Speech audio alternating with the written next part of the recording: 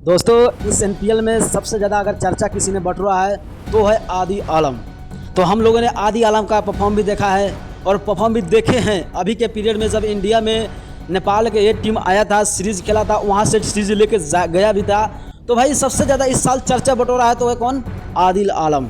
जो आदि आलम की मैं आपको बता दूं भाई, आदि आलम की बैटिंग आपने देखा होगा, बॉलिंग देखा होगा, उनकी फिटनेस की देखा होगा, या चाहे उनकी हर एक तरह की गतिविधि को देखा होगा। और तो ये सवाल बनता है कि क्या आदि आलम उसी फॉर्म में रहेंगे?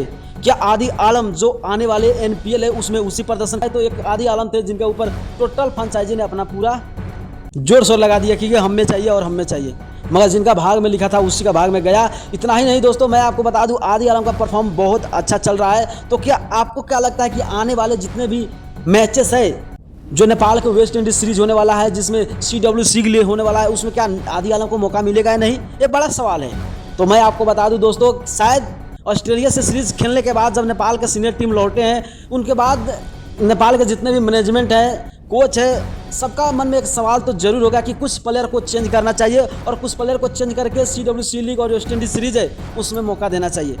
तो आपको क्या लगता है जो आने वाले हैं वेस्ट इंडीज सीरीज, उसमें आदि आलम को मौका मिलेगा या नहीं? अनिल कुमार शाह को मौका मिलेगा या नहीं? संदीप जोहरा को मौका मिलेगा या नहीं? विवेक यादव को मौका मिलेगा या नहीं? अपना राय जरूर कमेंट कीजिएगा। अगर नए हो तो पेज को फॉलो करके जाना, जरूर सब्सक्राइब कीजिएगा।